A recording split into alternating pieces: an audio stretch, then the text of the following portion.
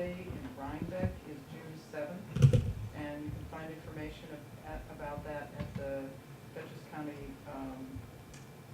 Research Recovery Agency website. Okay. And so I would just recommend that people, that's the closest location to us. Right. And is June 7th. June 7th. Right, at the Also on the town Rhinebeck website. Highway Department. Yeah, Right. put it on the town website Good, too, so thank you. info is there. Just because it's the, otherwise you have to go to Closest Poughkeepsie, one. so, right. And you I think have to they're doing it in pre-register Mhm. with the Research Recovery Agency.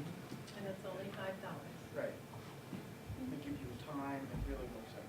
right. Thank you, Divert Chris. those So you things can out of find our that situation. information on the Red Hook Town website. Thank you. Thank you, Chris, for reminding us. Okay.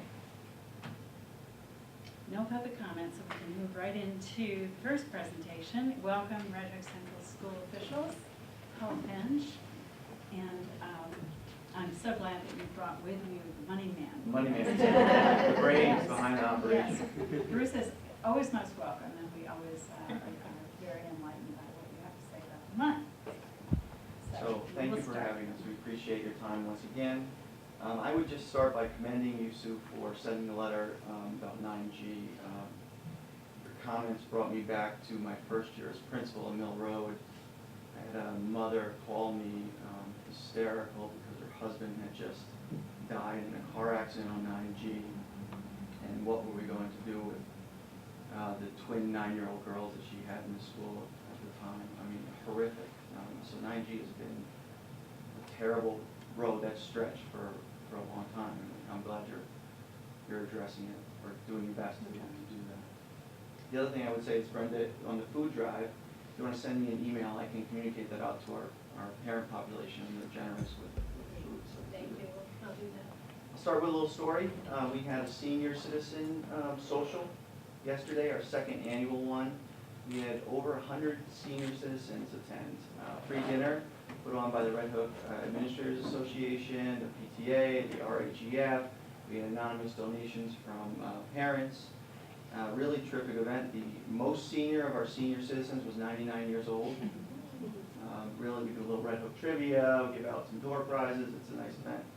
During the event, a parent pulled me aside and said, "You don't know me, Mr. Benjamin, brand new parent to your district, but I wanted to tell you what a breath of fresh air it has been coming to Red Hook." Came from a neighboring school district and said that the Red Hook teachers and students and parents are exceptional. And so I just thought I would share that story because it speaks to what a good thing we have going here in Red Hook. A couple other facts I think I'll mention is this first year we've had students accepted to Harvard, Yale, and Cornell in the same year.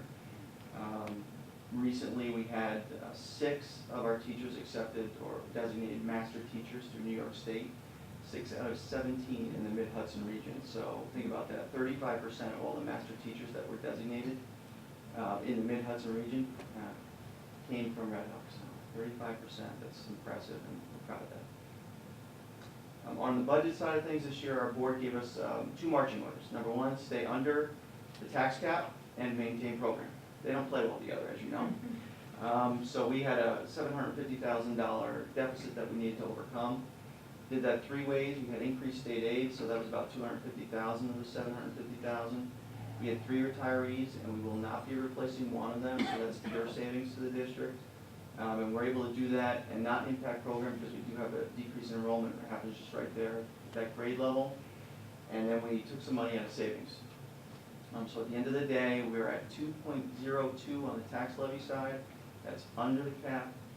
And I will say, in theory, the governor is going to send rebate checks to local taxpayers for that increase that they experience. And I say in theory because we're not responsible for that, but all indications are that the governor will provide rebate checks to local taxpayers for that 2.02% increase. So that's good news. And we maintained program. Also on the ballot this year, we have a pretty standard bus proposition, $270,000. We have 1 large bus that we're replacing and 3 30-passenger vans and 1 courier van that we need to replace. And if you receive the budget newsletter, you'll see a breakdown of why we want to replace these. We try to stay on a 10-year cycle. We're not quite there, but we try to maintain as close to the 10-year cycle as we can. You'll also see that we have 2 board seats up. and we have 4 candidates vying for the seats. The incumbents are running, Ryan McCann and Dawn Morrison. We have 2 newcomers interested in the seats, Heldia Talsett and Maggie Rothwell. And we also, as you know, we have 2 library propositions that you'll hear more about later on tonight. So, And, so as Paul said, the budget story is really pretty simple this year, and he gave you those details. Just a couple of dates. We are a week away from the statewide school budget vote, so on May 20th, all the school districts around the state will be holding their budget vote. In Red Hook, we will be holding that from noon until 9 p.m., and that will happen in the Mill Road 3-5 Gymnasium. You do have to be registered to vote in the school election, and if you're registered to vote in the general election, you're automatically eligible to vote in the school district election. But if you are not registered, it's probably too late to go through the county general election process at this point.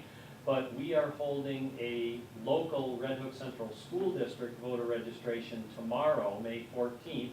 That happens at the Mill Road 3-5 building in the lobby on the 3-5 side, on the Mill Road side of that building, from noon until 9. So if somebody wants to vote next week on the 20th and they are not registered, they need to come tomorrow between noon and 9 and get registered, and they will then be eligible to vote on the 20th. And I think that that's our budget story for this year. the only other thing I would say, and you know this too, that we have to be mindful of the long-term implications of using savings, any savings, to fund general operating expenses. So while we're able to do it this year, that strategy is not sustainable over the long term. So you have 3 things that need to happen to move away from that strategy: either state aid increases, or we have mandate relief, or we attempt to exceed the state tax cap, the tax cap. So, it's just something I want to make sure everybody's aware of, that this strategy is unsustainable over the longer term. I thought I noticed in the flyer that came home that there was no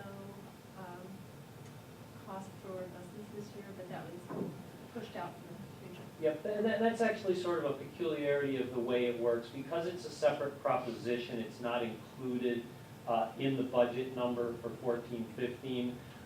If it passes, we will do one of 2 things. Historically, what we've done is we've melded it into the regular budget and we've paid cash. We've taken from fund balance and we've paid cash for the buses. It's likely that we'll do it that way again. But in the event that we don't do it that way, it would be funded over a 5-year period of time on a borrowing.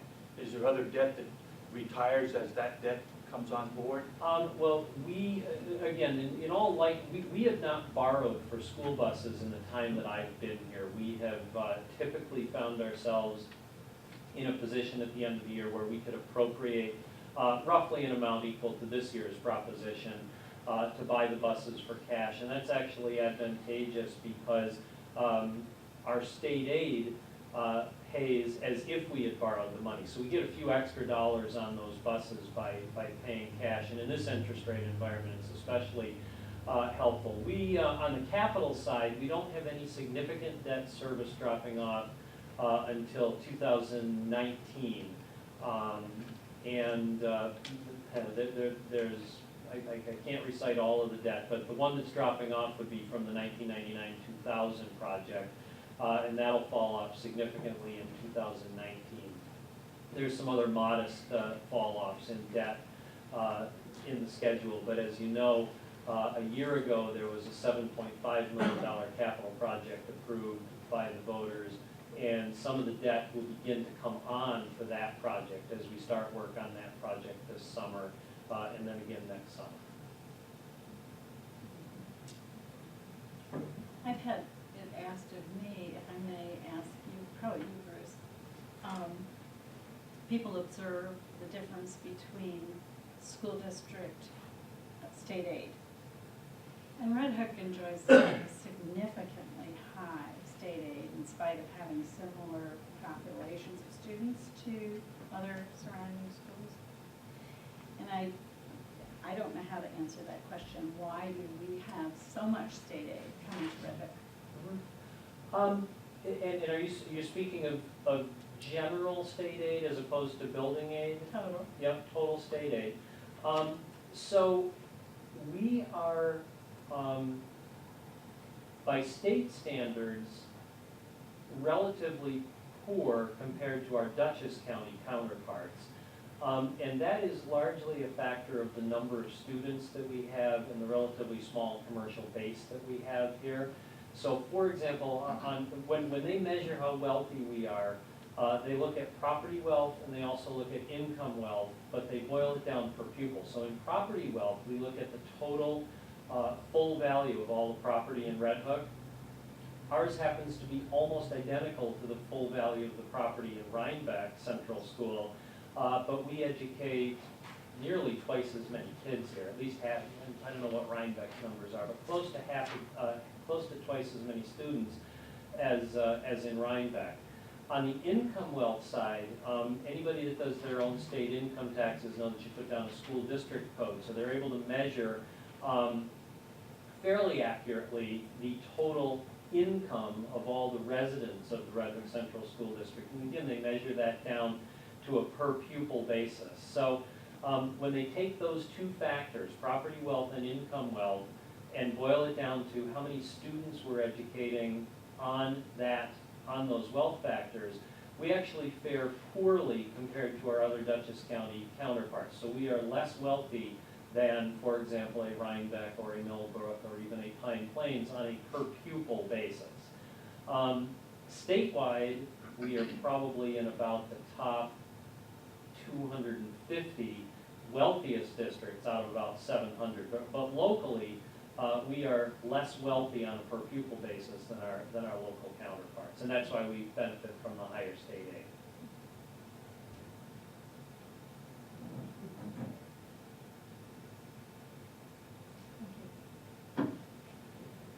Thanks for having us. Thank you. Thank you, good luck, guys. Thank you. Thank you.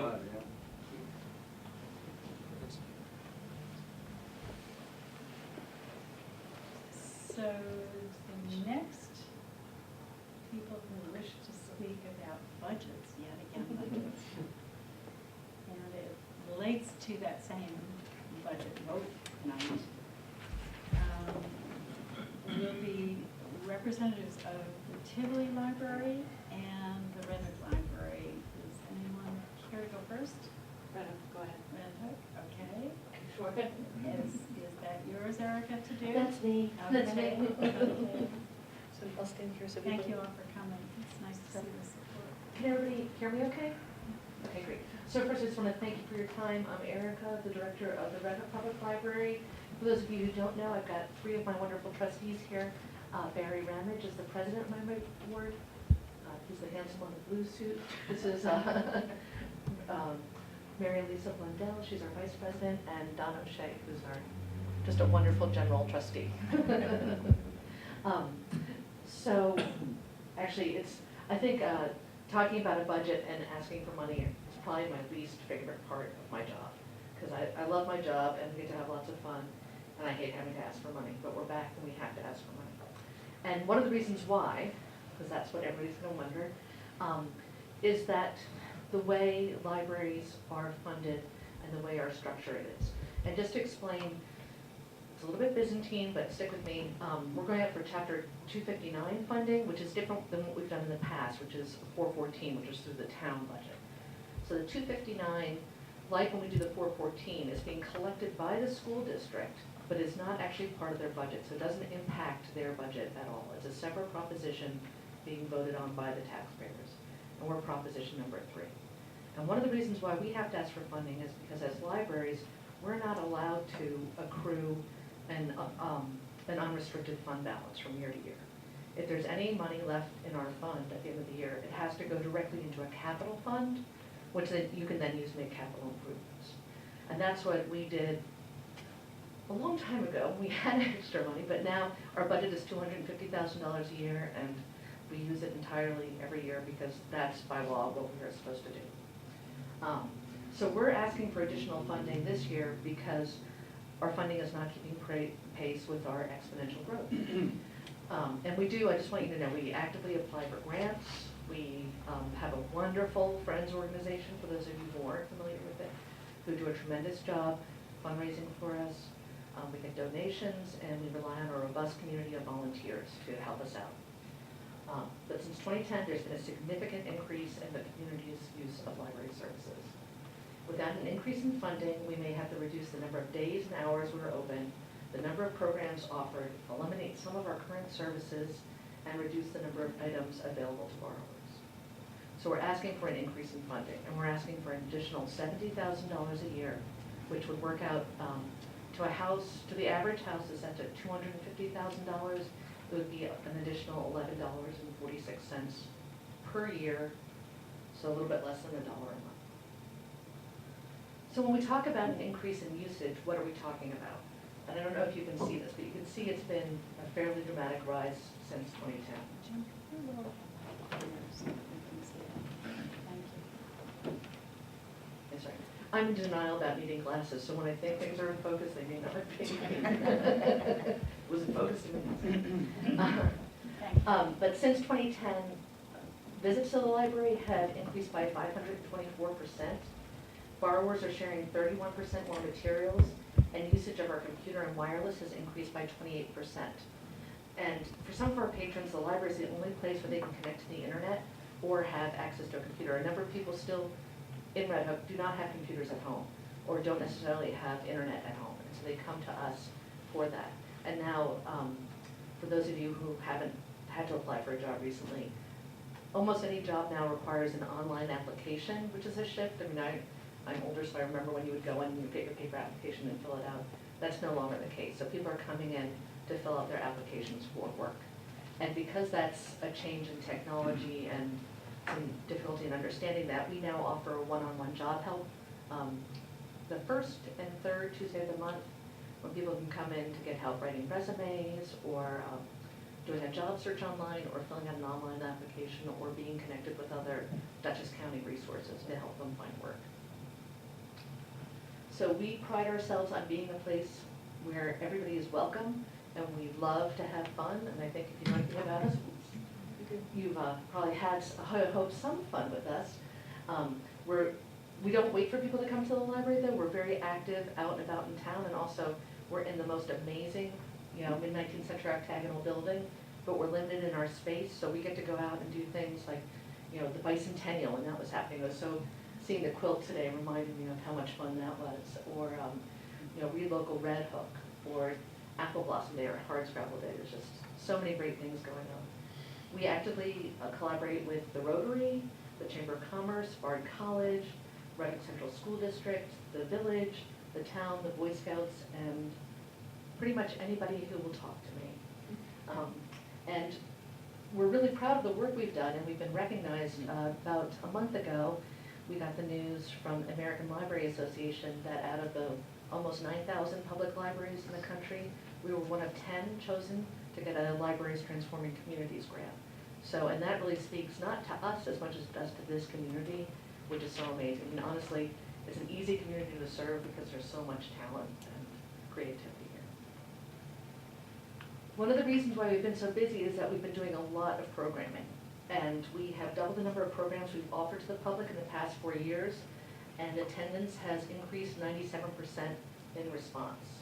People have come to learn to knit, to speak Italian, Mandarin Chinese, excavate mastodons. I want to be clear that mastodon was not found at the library, it was Hyde Park. Learn about science, attend story times, and do hundreds of other things, including finding jobs or signing up for affordable health care. We're happy to report that the community enjoys what we have to offer. Last year alone, more than 9,500 people came to programs at the library. So what have we been up to in the last couple of years? When I came in August of 2010, I inherited a building project, and so we put a small addition on the library. I don't know if everybody's been there recently, but an addition was put on to make the whole building ADA compliant, which was really important to the board, so that everybody could have access to the library. And that included, the addition houses 2 ADA compliant libraries, and not exactly an elevator, it's called a wheel-elevator. It's big enough to put a wheelchair in so somebody can get up and down. And while we were doing that, we also renovated the ground floor into the children's library, which was what the community had said. They said they wanted more for children, they wanted more space, they wanted more programs. And we were able to really open it up and renovate it, and it's been a tremendous joy. Most recently, as of last Saturday, we were able to open our children's learning garden, which is a little space outside. And it was just such a time of joy. And anybody who knows Frank and Loretta Companion, they were in charge of this project. So if you've worked with them, you know you're getting perfection. And they did this, and it's just a beautiful, joyful place. Monday morning, we had the first program. We had our toddler romp and stomp out there. So we had 19 toddlers and 17 grown-ups dancing around in the new garden. It was very, very satisfying. And then we also started partnering with the Head Start program at Red Hook Central School District, so they came over and also had an outdoor story time. So it's nice that we get to have kids play outside. So looking forward, I'm anticipating, I applied for a couple grants last year. We're hoping to hear about them in the next couple weeks. The next stage is to renovate our top floor, which if you've been there is the floor of shame. And like, you can only go up there if you have up to date on all your shots. But we're hoping to renovate that next. And we're anticipating about $70,000 worth of grants this year to hopefully do a lot of not very sexy things like update the electrical, install an HVAC, make it a place where human beings can be in the summer. Our story is not one of any one person. It's really about a lot of people being very involved and giving a lot of time and energy. And we have, as I mentioned, a tremendous friends group that's done a huge amount to move the library forward. We also were open 2,600 hours a year. I'm the only full-time person on staff. I have a staff of 8 adults who work between 8 and 18 hours a week. And I have 5 amazing teen pages who work between 3 and 6 hours a week. So we rely on a core of mostly around 20 volunteers. And they gave us more than 1,100 hours last year to help us do what we need to do. And that's everything from programming to shelving to just taking care of whatever needed to be done. So what are we asking for? So this is what we're asking for, the $70,000 per year in funding. For an average homeowner, we estimate it'll cost an additional $11.46 per year. So I always like to look at the return on investment. You know, my board is very careful with money. We pride ourselves on being good stewards of public money, and so we like to look at what the community is getting in return for their investment. So for the $250,000 that the community has invested in Red Hook Public Library, and for which we are very grateful, based on the material costs alone, and that doesn't include programs or the 9,500 people who came to programs, they're getting about $1.74 million in return. And that's based on more than 84,000 items that were shared. That's books, audiobooks, CDs, DVDs, ebooks, everything. Valued at about an average of $20 per item. And if you bought a book recently, you know, $20 is not a bad price for a book. Much more than that. So essentially the community is getting about a 596% return on their money, on their investment. And we just want to thank everybody. It truly, we feel incredibly lucky to serve the community we do. I think I'm biased. I think we have the best community to serve. This is my amazing team. On the right, that was us at last year's World Book Night, going out to give away free books to everybody. And on the right is our amazing Battle of the Books team last year that came in second out of 25 libraries. They've done that twice, but this year we're coming for the gold. So we're feeling confident. But, thank you. If you have any questions, I'm happy to answer them. Thank you. Anybody on the board want to ask any questions? Any questions? Thank you very much. Thank you. Thank Thank you very much. Thank you. Now we'll hear from our library in Tivoli, another town library. It's not a town library so much as Village it's a library, village as the Red Hook- library, as but the it Red is Hook. in the town of Red Hook. Thank you, thanks for the invitation to be here. Can you hear me well enough if I speak Yes. from here without the microphone? Excuse me. I apologize, though I think the agenda says that you would get Bonnie Corrado here tonight, the director of our library, and I cannot begin to fill Bonnie's shoes. I'm Felicia Keesing, the president of the board of the Tivoli Free Library, and delighted to be here. So we're going to focus, I'm going to give a much more old-fashioned presentation than the one that Red Hook just gave. And we're gonna focus basically strictly on our financial situation for now. We have seen similar period of growth and demand to what Red Hook described, and I'm just gonna try to give you a perspective on that. Looking through time for the library, up until about 2007, the library experienced very healthy attendance and all that, but in 2007, the library's demand for services started to go up dramatically. So this line represents demand, and of course that goes along with our expenses for staffing and for programs and all of the other things that constitute the library's budget. So for us, part of the reason for the increase in demand that we saw beginning in 2007 was that up until 2007, we had a very modest budget. But in 2007, the voters approved a sizable increase. And this is, as Erica said, through the Byzantine library law. This is the 414 mechanism, which is to the town of Red Hook. And so the voters approved a very sizable increase that more than paid for as we managed our growth. So we were able to use some of the surplus of that. So that budget's been flat ever since 2007.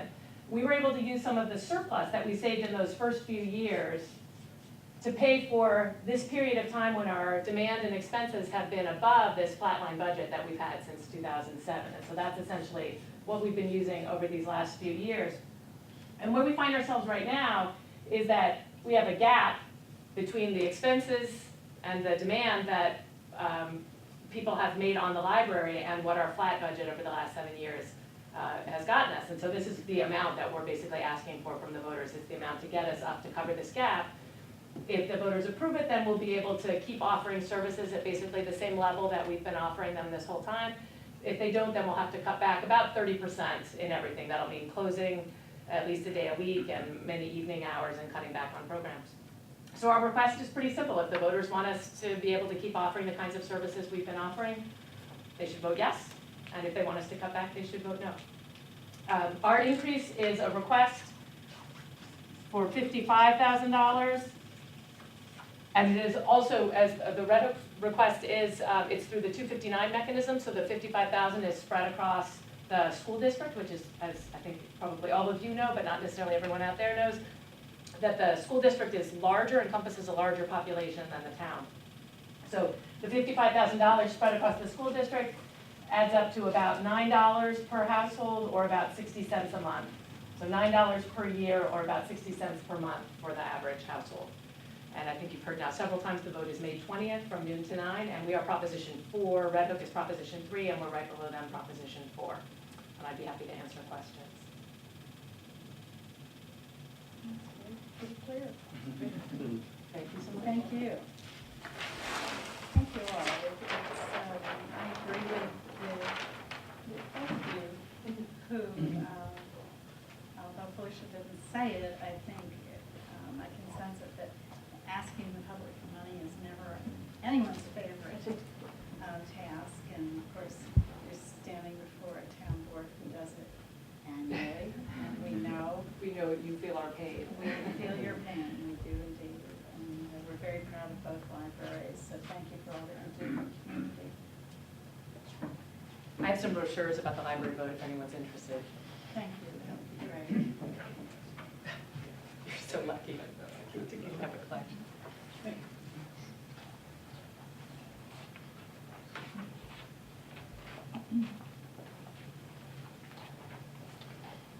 So I guess the only question I have, and I'm sure it was explained, it just didn't come and stick. And that is, why do we move from 214 to 259? Can somebody tell me that? Felicia, can you tell me that?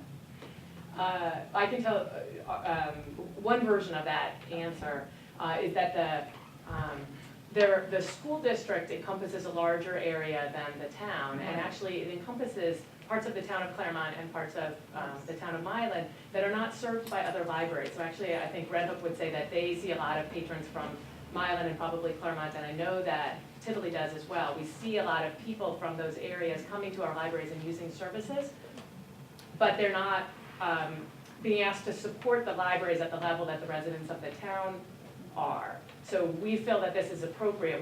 We have funding already through both mechanisms, but we're increasing the share that would be spread across the school district residents. So it makes the burden proportionally a little bit lighter on the town residents, but shares it with people who don't have their own libraries to Okay. help fund.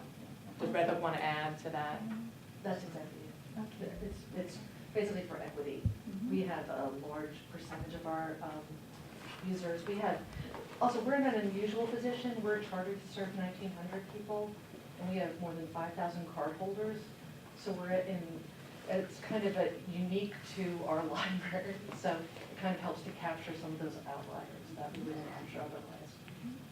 Well, were both of you formerly going through both 215 and 414? I thought one of the libraries was new to. We both have funding through both mechanisms Both have already. funding through both. Okay, great presentation. Thank you very much. Thanks. Our pleasure. Okay, thank you. Thank you, gentlemen, for coming and You're good. sharing the It was school. a good time. Jim, would you up that link thing?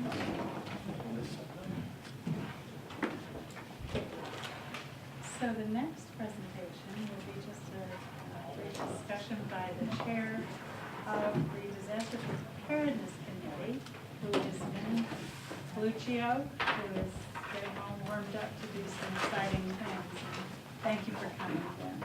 And thank you. Good evening, everyone. The first topic I would like to address is FEMA training, Federal Emergency Management Administration training. And as some of you may know, or may not know, the Disaster Preparedness Committee of the town of Red Hook recommended that members of the board take the FEMA training. And I want to explore that a little bit. But first, let me tell you about the training itself very briefly. There are two categories of FEMA training. One is called NIMS, and somehow FEMA has created so many acronyms that there's a whole book about that thick just on the acronyms. NIMS means the National Incident Management Systems Training for Disaster Preparedness and Response.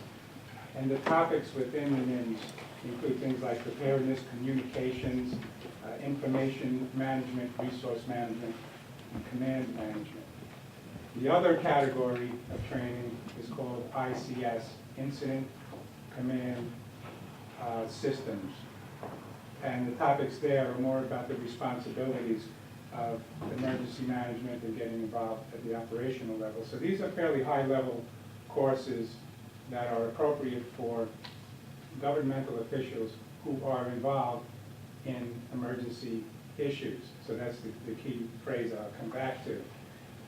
Each of these courses are done online. Each one is about a 3-hour course, means that you sit at your computer for a cumulative amount of 3 hours over time. You can do it all in one day, you can do it over a course of months. And there's a course manual, and there are multiple choice questions at the end of each course. So there might be 5 options. If you pick the wrong one, the computer gives you new information to enlighten you on what the real answer is. So eventually you hit the right button and you move on to the next question. So it's not very difficult. Now I wanted to explore why the committee opted to recommend that the board take the training. And I'm going to put a however after my little explanation, so I'll come back to that. I feel that what the board is seeing, what the Preparedness Committee is seeing, is that conditions are really bad and they're getting worse. And to sort of back that up, I'll read you some notes very briefly that I took at a recent municipal flood planning meeting that was hosted by Central Hudson, and Supervisor Crane and a few other folks from here attended that meeting. And just as an example of the kind of thing that concerns our committee, it is well established that the frequency of severe storms is decreasing while the intensity of storm flooding is increasing.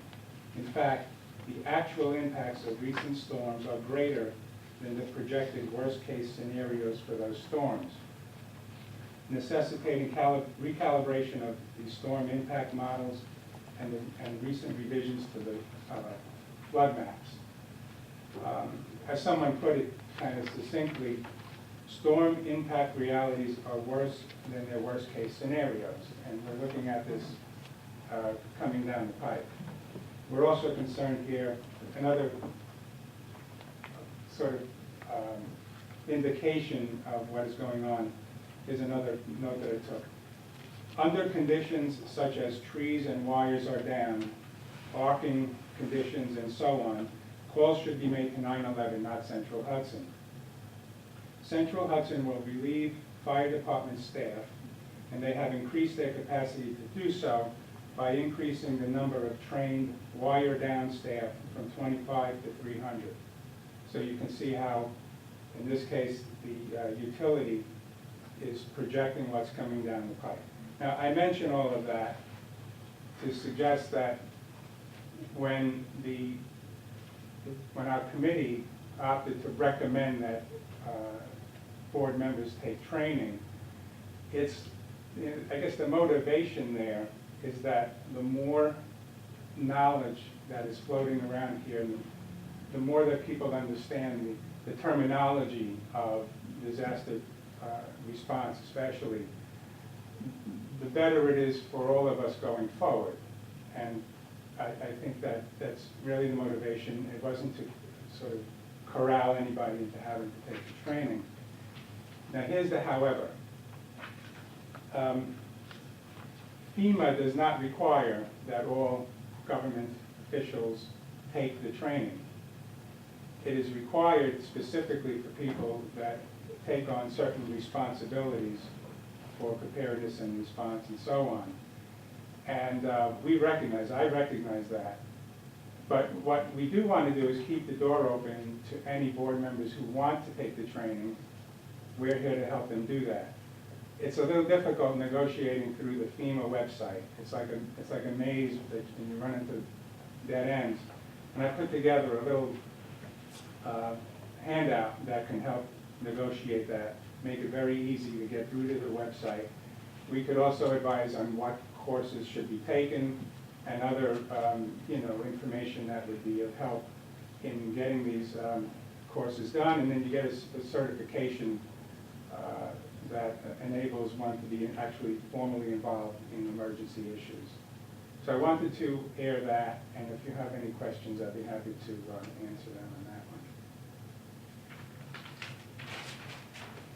The second issue, and one that I like a lot better, is on the issue of collaboration in emergency issues, both at the local level and at the county level.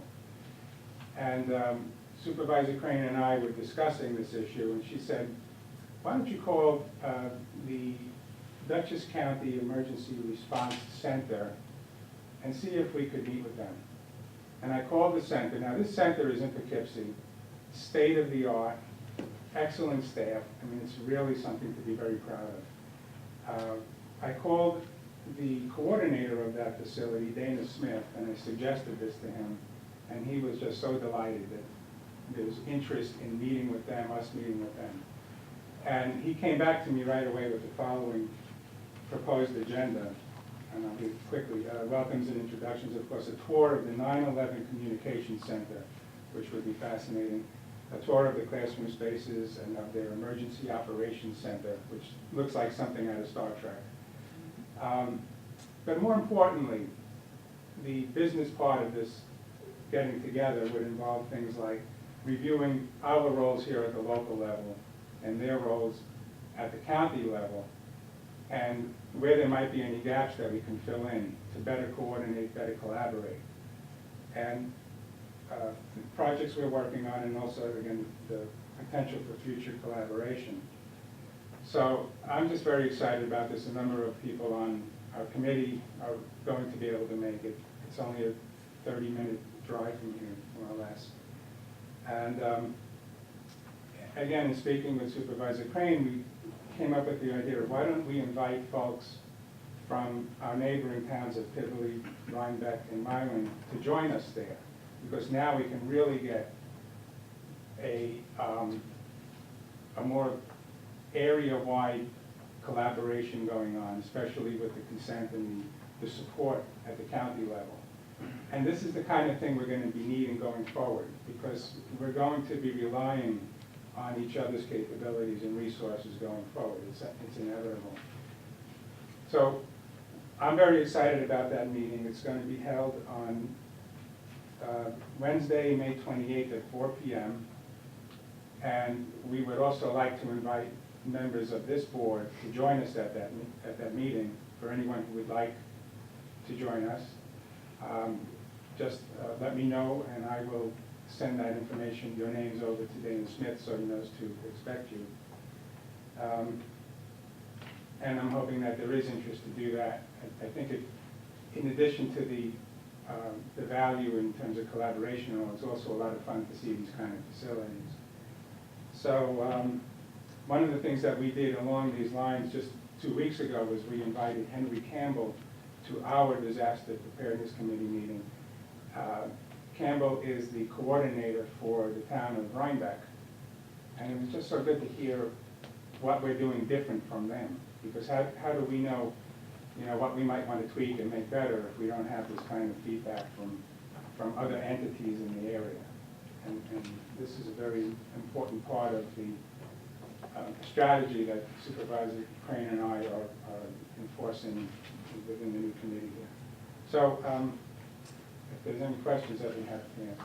I was wondering if you have some idea of the length of time of that presentation or sharing down at that center.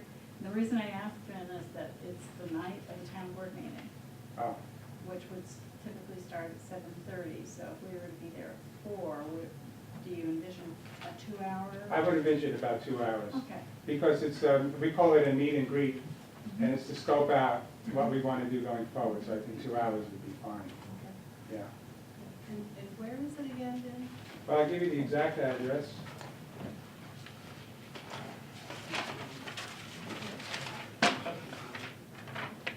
It's an incredibly well laid out, state-of-the-art facility. You will really be excited to see it. That address is, Wonderful. 392 Creek Road in Poughkeepsie. I've been there to a presentation to county supervisors and mayors, and they really give, it's very enlightening, and it's a wonderful presentation. You'll really enjoy it. Terrific. And I love the idea of including Rhinebeck committees and Rhinebeck interested parties, as well as the officials from Milan and Tivoli. That's just a great way to get it off the ground. Very good. So I will reach out to them tomorrow, Thank you. and we'll see what we can do. Okay. Okay, thank you. All right. Please. Thank you, Ben.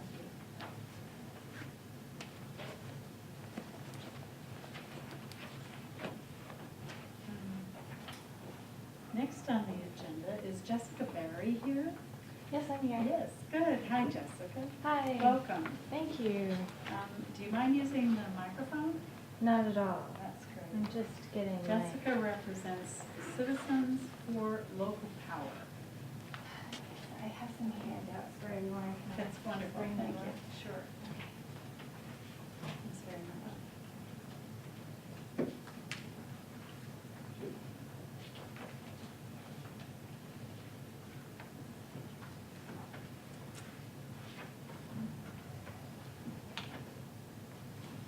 And I have a few extra copies. Yes. Okay, so, well, thank you for having me. So, as Supervisor Crane said, I'm with this group. I'm a co-founder of Citizens for Local Power, and we're a grassroots group based in Ulster County, and we're working to create a locally based clean energy economy. And how we formed in February of 2013 in response to the Fortis takeover of Central Hudson, and we met with municipalities in Ulster County to respond to that. And in that process, so obviously Fortis bought Central Hudson, and that didn't work, but we did win concessions for communities and workers' rights. And in that process, we formed an unofficial consortium with the municipalities, many of the municipalities, about 12 in Ulster County, and realized that there's a real hunger and desire to have more control over our local energy sources, and what can we do to change what's happening at the local level. And so we started paying more attention to like the Public Service Commission and the Federal Energy Regulatory Commission and some of the decisions they're making about our energy issues that affect our area. And so the first issue that came up that I want to talk to you about is one called the New Capacity Zone. And it is it went into effect May 1st. We've been opposing it for months. And what it does is it groups the Hudson Valley into the same zone as Westchester, Long Island, and New York City. And what that means for us is that our rates go up 6 to 10%, 6% for residential, and 10% for commercial. And the purpose of it, from the FERC's perspective, is to create a price signal to generators to come in and build generation capacity. And so our rates go up to build more generation, which is going to be fossil fuel based, to serve the peak needs of the region in New York City during literally a few hours of the day of the year. It's quite just a few days. And so we're opposing it because we're not the source of the problem. The problem is the generation, the electricity needs of downstate, which is more than half of the electric consumption in the state. So we believe this is an unfair rate hike imposed on us, and so we have had resolutions in opposition from numerous towns in Ulster County, from the County Supervisors Association, the county legislature, and about 8 towns in Ulster County. And in Dutchess County, the Dutchess County legislature has passed a resolution in opposition, and Rhinebeck, Clinton, Pleasant Valley, and I believe the village of Redhook. And Senator Schumer, Gillibrand, and Assemblyman Lawler, and others have also come out to defend the Hudson Valley and this as an unfair rate hike. So there's an update. So it's been in rehearing. The FERC has put this decision in rehearing, but the price impacts already went into effect May 1st. And just yesterday, the Public Service Commission and Central Hudson filed a lawsuit against the FERC to say you need to make a decision on this and move forward because this is not right. And the reason, one of the other reasons why there's such opposition to this is it's in direct conflict with the governor's Energy Highway Initiative to bring transmission from upstate into downstate areas. And if transmission is able to come downstate, where the bottleneck is just south of Albany, then there's just no need for the new capacity zone. And in fact, the rate hikes that we're paying for are just ending at, they won't work. They won't get the right signal to increase generation capacity. Basically, we're giving lots of money to the energy companies for no particular purpose. So there's a summary of issues that details what the new capacity zone is about in your packet there. And then there's also a resolution that we would like to ask for you to consider passing and joining the other municipalities and legislators that have come out in opposition. So I'm not. Without a note, you did all that. That's astounding. You've been at this a while, I can see that. Yeah. That's great. Yeah, we've been.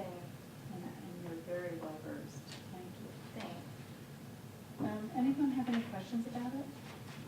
I've just read from what I've seen in the newspaper over the last few months, and it made no sense to me and kind of irritated me, the whole idea of the capacity zone as well. Well, we have a draft resolution, and what I have done is prepared it on town stationery for signature if the board agrees, and we will join those municipalities who are petitioning those empowered to pay attention. So I'd like to refer to the resolution that's included in this packet, which starts whereas for Federal Energy Regulatory Commission